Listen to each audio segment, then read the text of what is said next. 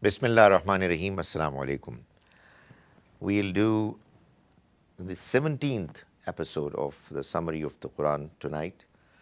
And we are beginning the next group of surahs, which is the fourth group, which comprises of 9 surahs, 8 of which are Meccan, and one Surah Ahzab is a Madinan surah. The subject matter of this particular group is the affirmation of the prophethood. The Prophet, may God's mercy be on him, is indeed God's prophet. That particular point is emphasized and talked about more prominently in this particular group, although the other subjects like the warning given to the disbelievers and the good news to the believers is also there. And likewise, we do also find the emphasis on purification and cleansing and spiritual and moral elevation, excellence of believers also emphasized. We've seen it before that the Quran has divided its surahs, arranged them in a way that they are in 7 different surah groups. And when you read a particular surah, you would do well to place it in one phase or another of the prophetic mission, which was primarily comprised of 6 phases: warning, inzar, general universal warning, inzar-e-am. Then the evidence was established beyond doubt, which was itmam-e-hujjah. And then there was this declaration of disassociation with disbelievers and migration, which was hijrah, and people were informed that there's nothing that believers have to do with them. Then in the Madinan phase, we have the purification and spiritual moral excellence phase, which is tazkiyah and tathir, and finally the punishment phase. So this pair that we are going to talk of, which is Al-Furqan and Ashora, the first 2 surahs of this group, they are talking about the same subjects that we have seen, and in their case, it's primarily the warning, universal warning, that we'll find more particularly emphasized. We start with Surah Al-Furqan first. A'udhu billahi minash shaitanir rajim. Bismillahir rahmanir rahim. Tabarakalladhi nazzala al-furqana ala abdihi. Blessed is he, that is God, who sent down Al-Furqan, the criterion, ala abdihi, upon his servant, liyakuna lil alamina nazira, so that he may be a warner for the mankind. So the Almighty arranged, alhamdulillah, arranged for the Quran, which the Quran mentions is Al-Furqan, the criterion between right and wrong, good and evil. And this has been revealed by the Almighty so as to enable the Messenger of God to warn people, all humans. Obviously, the way the Almighty has arranged for this requirement to be met is that the Messenger delivered the message to his companions, and the companions delivered it to the next generation, and that's how the process continues. And whoever has the knowledge of this book and the willingness, inclination would let others know about it. The Quran warns the disbelievers of dire consequences that they're going to face on the day of judgment. And it says, disbelievers would regret on that day. وَيَوْمَ يَعَزُّ الظَّالِمُ عَلَى يَدَيْهِ يَقُولُ يَا لَيْتَنِي اتَّخَذْتُ مَعَ الرَّسُولِ سَبِيلًا. Imagine the day when the wrongdoer will bite on his hands in regret and will say, I wish I had followed the path with the messenger. I wish I had not taken so and so as my intimate friend. He led me astray after it had become clear to me. And the messenger would plead to the Almighty, My Lord, inna qawmi ittakhadhu hadha al-Qur'ana mahjura. My people abandoned this Quran. This is all going to happen on the day of judgment. So the Almighty is asking the Prophet, فَلَا تُطِعِ الْكَافِرِينَ. Don't pay heed to what the disbelievers are saying. وَجَاهِدْهُمْ بِهِ جِهَادًا كَبِيرًا. And you strive with them, struggle with them, along with this Quran, in a way that your struggle becomes a big, prominent struggle. That is, do it prominently, do it in a way that you are striving as best as is possible for you. But you're doing it with the Quran. So obviously jihad here means striving to let people know what the truth is, inviting them to the message of the Quran, responding to their questions, trying as best as possible to convince them. Then later in this surah, the Almighty is talking about the attributes of the good believers. And he mentions from verse 63 to 76 towards the end of the surah, وَعِبَادُ الرَّحْمَنِ الَّذِينَ يَمْشُونَ عَلَى الْأَرْضِ حَوْنًا وَإِذَا خَاطَبَهُمُ الْجَاهِلُونَ قَالُوا سَلَامًا. And the true servants of the most merciful God are those who walk on earth humbly. Hauna. وَإِذَا خَاطَبَهُمُ الْجَاهِلُونَ. And when uncultured people speak to them harshly, instead of reacting similarly, قَالُوا سَلَامًا, they say salam. We mean peace. We don't want to get involved in this kind of absurd, frivolous discussion which is initiated for nothing good. Those who spend part of their night prostrating and standing in prayer, praying to their Lord, those who pray, avert, O God, from us the punishment of hell. Its punishment is indeed dreadful. It's most certainly an awful place and a station and an evil station to live. Those who, when they spend, they are neither wasteful nor stingy, but maintain a moderate path between the two. So, the attributes which the Almighty would want believers to follow are being mentioned. The passage goes on to clarify, and I'll just paraphrase what the Almighty has mentioned, that such people neither ascribe partners with God, nor kill anyone, nor indulge in extramarital relationships. They don't give false evidence, and whenever they pass by evil speech, they just ignore it with dignity. When they are reminded through God's message, they listen to it attentively, seriously. And instead of falling upon it blindly, they pray that their spouses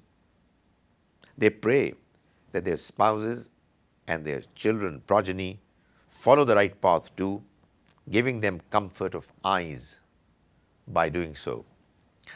Such people, the Almighty declares, are going to get a rousing reception and will be rewarded with high mansions in the paradise for being steadfast in the right path. So, the important thing is that these people, good people, were bima sabaru. They'll be rewarded because of the steadfastness that they showed. They remain resolute, they continued to do the good things, were not deterred by the difficult circumstances and challenges that they confronted. Then we move on to Surah Ashora, which is the 26th Surah, and it's one of the 3 surahs, the longer surahs, wherein we have the detailed mention of the stories of the 6 prominent messengers of God, whose stories are pretty much similar, that they delivered the message of the Almighty to their respective nations. And toward the end of each of these stories, we find that the disbelievers, they were punished by the Almighty, they were taken to task and they were annihilated. This surah also has a feature which it shares with some other surahs like Al-Mursalat, Al-Qamar and Ar-Rahman, wherein it has verses which are repeated, which are called tarji'i ayat, verses that are repeated for the message of those verses to be emphasized upon people who were not paying heed. So their attention is drawn over and over again. The verses that are repeated in this surah are Inna fi zalika la-aya. After the mention of each story, the Almighty says, indeed in it there is a sign. وَمَا كَانَ أَكْثَرُهُم مُؤْمِنِينَ. But most of them are not going to believe. وَإِنَّ رَبَّكَ لَهُوَ الْعَزِيزُ الرَّحِيمُ. And your Lord is mighty and He's forgiving, He is merciful. So, if those people who are denying and rejecting the message would continue doing it, God is mighty, He's strong. And if there are people who would want to repent and correct their ways, mend their ways, the Almighty is forgiving, merciful. Verses 77 to 82 of this surah are talking about Ibrahim alayhi salam. Quite apart from the other 6 messengers that I referred to, Nuh, Hud, Saleh, Lut, Shuaib, Musa alayhi salam.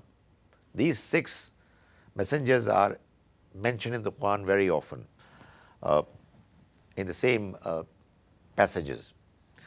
But here, the 7th prominent messenger, Ibrahim alayhi salam, is also mentioned.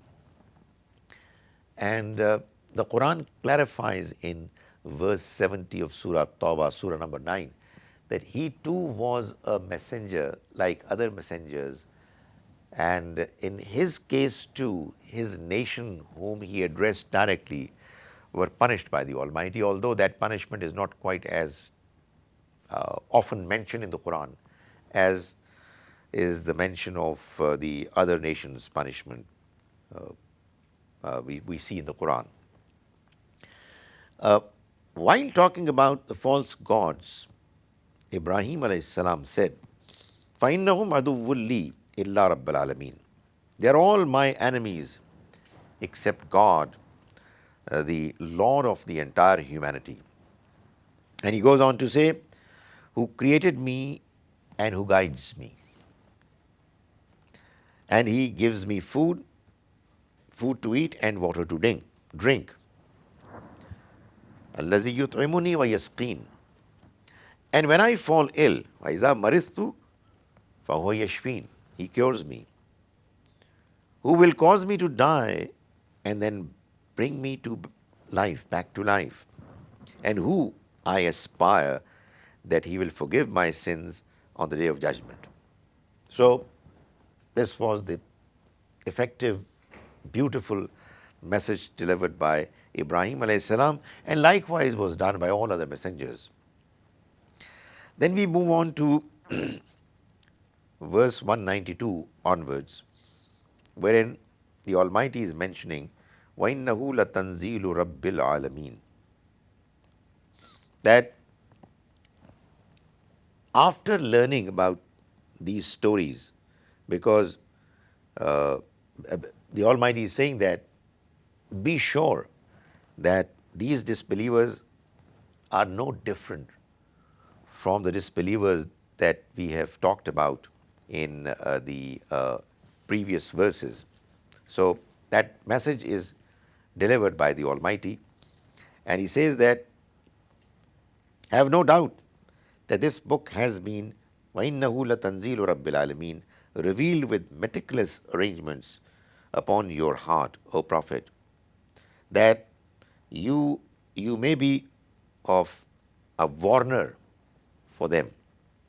That is, you have been asked to warn them, and it's in a clear Arabic language. The idea is that through this book, you are able to warn all those people who are prepared to pay heed to warning. And then it goes on to say in verses 214 and 215, وَأَنزِرْ عَشِيرَتَكَ الْأَقْرَبِينَ, and warn your closest relatives. That is, this message is meant for the entire mankind, but it has to be delivered in a certain logical sequence. And those who are the most deserving of receiving the message are the ones who are the closest to you. So that responsibility is there for everyone who wants to deliver the message to discharge in that sequence. And then it goes on to say, and lower your wings of mercy and concern on those who have followed you among believers. So on the one hand, the disbelievers have to be warned against the dire consequences that they are likely to face if they're going to reject the message. Those who have already accepted the message are the ones who deserve the sympathy, concern, and attention of the messenger.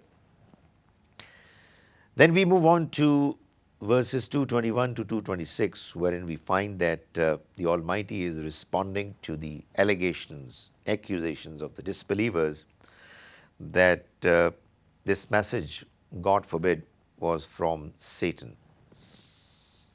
The other allegation was that it was poetry, nothing serious, nothing important. God Almighty responds by saying, هل أنبئكم على من تنزل الشياطين? Shall I tell you upon whom Satan's descend? You are accusing it to have come from Satan. Shall I tell you who they come to? They descend on every sinful liar. They lend their ears, these liars, they lend their ears attentively to hear something from the unseen world. And most of them are cheats. So there were these soothsayers who would impress people with the way they would present their cases to them, their stories to them. Some people are experts in fooling others, and they are able to create an impression as if they know everything and they know the unseen world. But the Almighty is pointing out the fact that if you look at their character, you would find that they are liars, they are evil people. Their conduct, their personal lives, their behavior is pretty much clearly reflecting they're not the people who are to be followed. And he goes on to say, وَالشُّعَرَاءُ, and as for the poets, يَتَّبِعُهُمُ الْغَاوُونَ, only the misguided people follow them. Have you not noticed that they wander aimlessly in every valley, and they say what they don't do, except those who believe, practice righteousness, remember God unceasingly, and defend themselves whenever they are wronged. So, not all poets are bad, evil, but many of them, if not most, are. The exceptions are the ones who believe properly, they do good deeds, practice righteousness, and they keep remembering God over and over again, and If they are wronged, they defend themselves as best as is possible for them. Thereafter, we move on to Surah 27, which is Surah An-Naml. This surah, along with the next surah, Al-Qasas, they form a pair. Both surahs are surahs of Musa alayhi salam. His story is described. That's what binds the two together. And these surahs were also revealed in the period when there was this inzar am, the warning to everyone was being delivered. And in the surah we find both warning to the disbelievers and good news to the believers. One very important passage that we find in Surah An-Naml, which is the 27th surah, and we'll do this surah today, and the next time, tomorrow, we'll do Surah Al-Qasas. And as I said, both surahs are partners, and both surahs, they begin with Tasin, although in Surah Al-Qasas we have Tasin Meme, an addition of Meme in it, which is something, as I keep saying, we might come to learn about later when research gets more clear and decisive in this matter, that these letters do have meanings, and their meanings are reflected in the passages that we find in these surahs, the basic message of the surahs. In Surah An-Naml, verse 13 and 14, verses 13 and 14, there is an important point that one notices, which is regarding the question of kafir. Who are the people who are disbelievers? And what we find is that the Almighty is telling us that when Musa alayhi salam, he went to Pharaoh and his company, his courtiers, he delivered the message. And this is what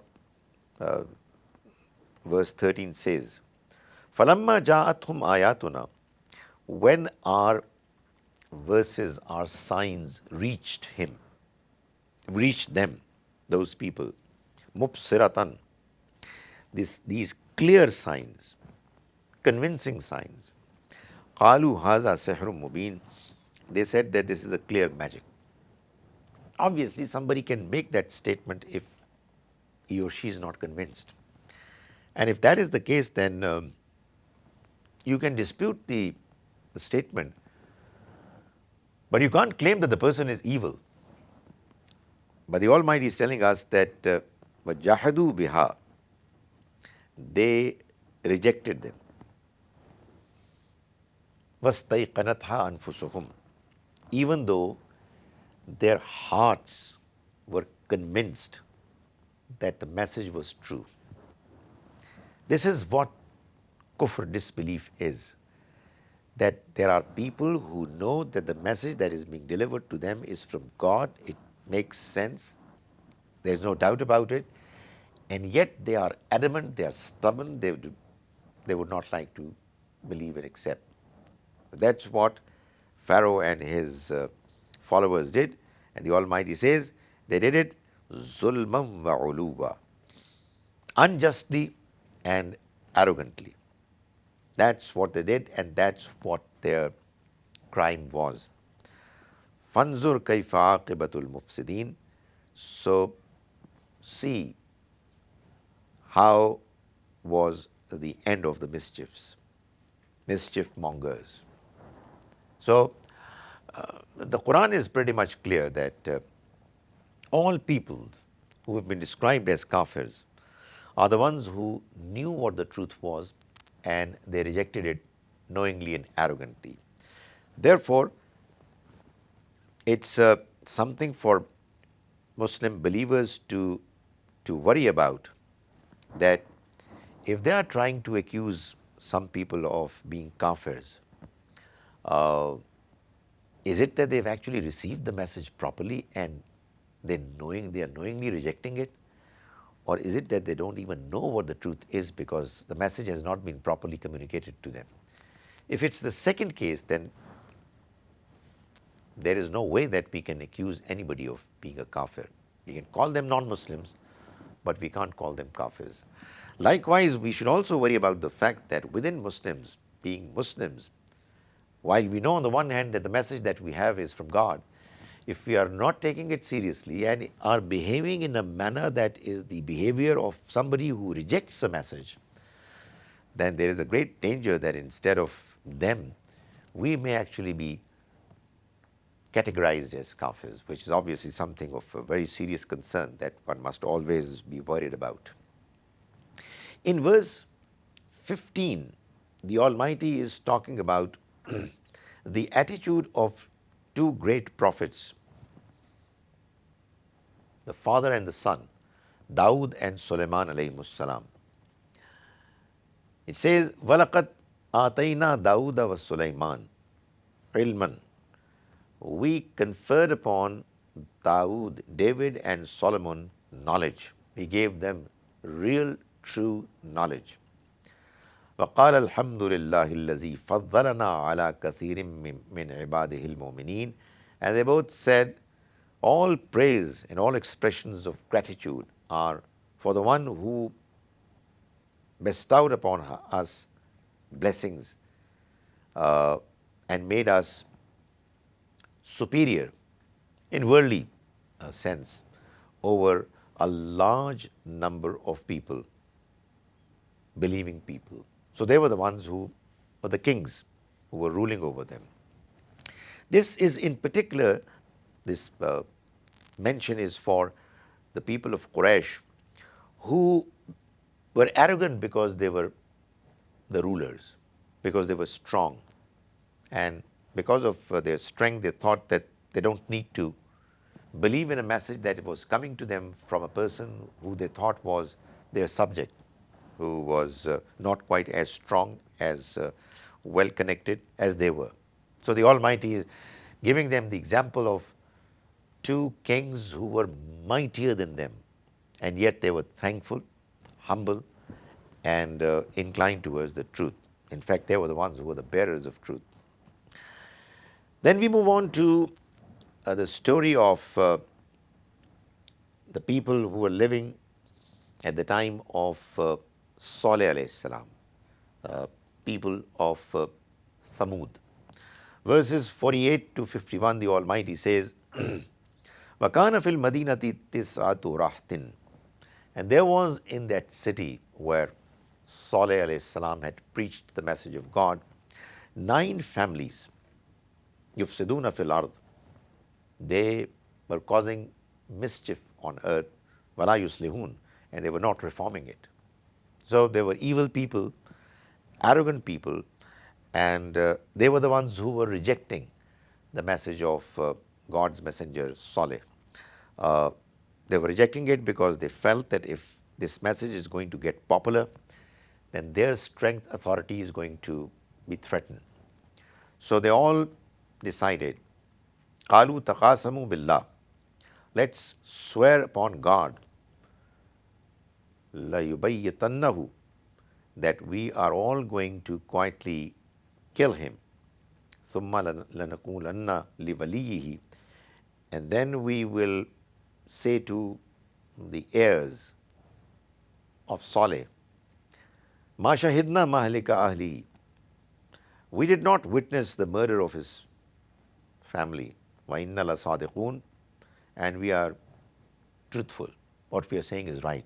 That was the kind of plan, plot that they devised against Saleh and his family. Quite the same way as the Quraysh were doing it against the Prophet, may God's mercy be on him. after they failed to restrict and check the message from being getting popular, it was influencing the society. As a final measure, they decided that there's no other way out but to kill him. So the Almighty is mentioning the story of Saleh alayhi salam, that in his city there were 9 tribes, families, and they put together, they came up with this plan that they are going to get rid of him. So the Almighty mentions, وَمَكَرُوا مَكْرًا. They devised a scheme, وَمَكَرْنَا مَكْرًا. And God says, we also devised a scheme. وَهُمْ لَا يَشْعُرُونَ. And they could not perceive it. God decided that the plot, the scheme that they were devising secretly, it's going to be destroyed. And that's what many humans do not understand. That when they secretly get together to come up with a plan which is meant to destroy some people, an evil plan, if their intentions are not good, ultimately God is going to prevail, because He is the one who is controlling everything and is encompassing everyone. He knows what people are doing in the open or secretly. So these people who tried to design a plot to kill Saleh and his family, they were not successful. Instead, God's secret plan got implemented and they were punished. It was a secret plan because it came all of a sudden, and before their plan could get implemented, the Almighty eliminated these evil people. Fanzur kayfa kana aqibatu makrihim. See for yourself how was the end of their scheme. Anna dammarnahum wa qawmahum ajma'in. That we totally destroyed them and their nation, all of them.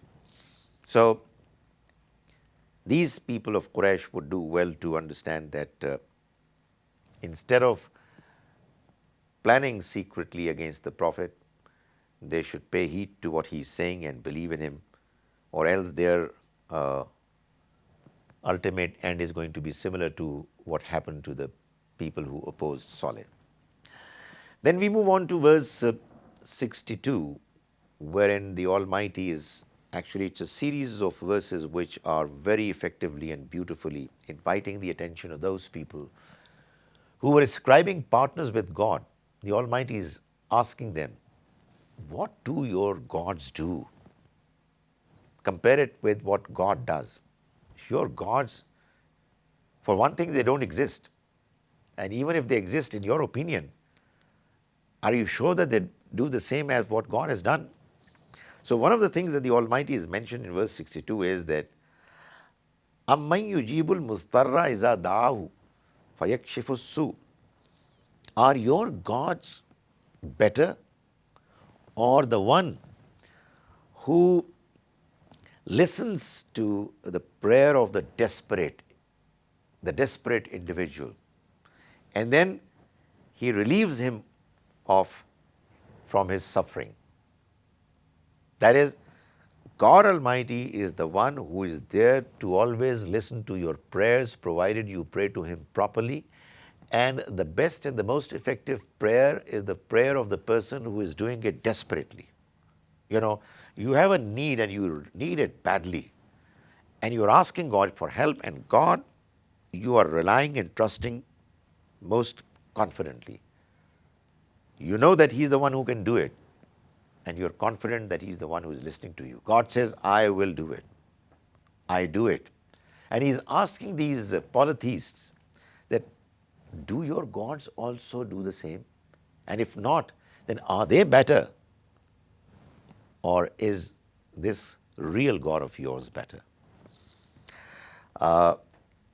Then we move on to verses 80 and 81 of Surah An-Naml, wherein after having delivered this message most clearly and effectively, the Almighty is telling the Prophet, comforting him, telling him, Innaka la tusmi'ul mauta. O Prophet, you cannot make these dead people listen to what you're saying. These are people who are dead, morally and spiritually gone. You can't make them listen to what you're saying. Wala tusmi'u summa du'a. Nor can you make the person who is deaf listen to you. You can't. They would not listen to your call because their ears have been rendered incapable of listening to you because of their own wrongdoings. Iza wallau mudbirin, the deaf is not going to listen to you when they are turning away and withdrawing from you. Wama anta bihadil umyi an dalalatihim. Likewise, you can't guide the one who is blind from his misguidance. A person doesn't want to see. So despite having eyes, if a person is not using his eyes to see where the path is, then he is as good or as bad as a blind person. So Prophet, you can't guide the blind an dalalatihim from their misguidance.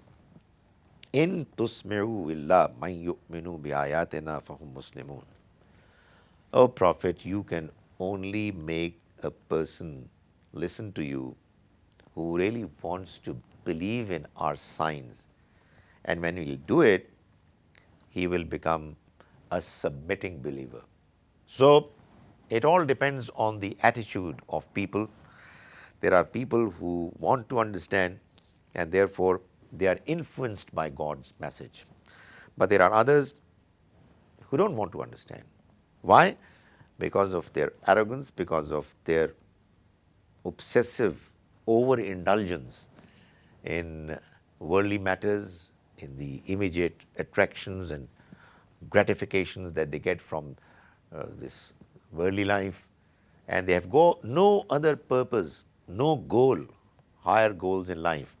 They've just made it a point that it's this life and its pleasures that they are seeking and nothing else. So they shut their eyes, they put fingers in their ears and they don't listen. So the Prophet, may God's mercy be on him, is being comforted that you don't need to bother about them. And finally, in verses 91 and 92, the Almighty says, Innama umirtu an a'buda rabba hazihil balda.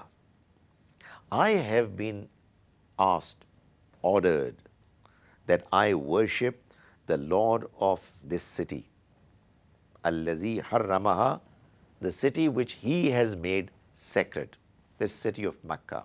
I am not going to worship the false gods which you, O people of Mecca, are worshipping.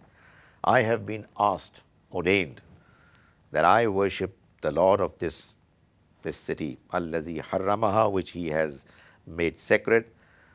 One attu al-Quran, and that I should recite the Quran and present it to the people. Faman ihtada, so whoever wants to be guided, whoever is seeking guidance, فَإِنَّمَا يَهْتَدِي لِنَفْسِهِ, he is seeking guidance for his own good. He will get guided and it will benefit him alone. وَمَنْ ضَلَّ, and the one who goes astray, away from the right path, فَقُلْ, then you say to him, إِنَّمَا أَنَا مِنَ الْمُنْزِرِينَ, I am only one amongst those who are warning. I am one of the warners. My job is not to force you to believe. That's not my task. My job is to warn you and let you know of the serious, dire consequences of the incorrect, unacceptable behavior that you are showing. And it's your behavior, your attitude that is causing you not to understand this message from God. So my task job is over when I deliver the Quran to you. That's exactly what believers, Muslims should also do. It's not our job to convince people and force them to Islam. Our job is only to help others know what God's message says. May the Almighty enable us to understand His message properly, and may He enable us to follow it as best as is possible.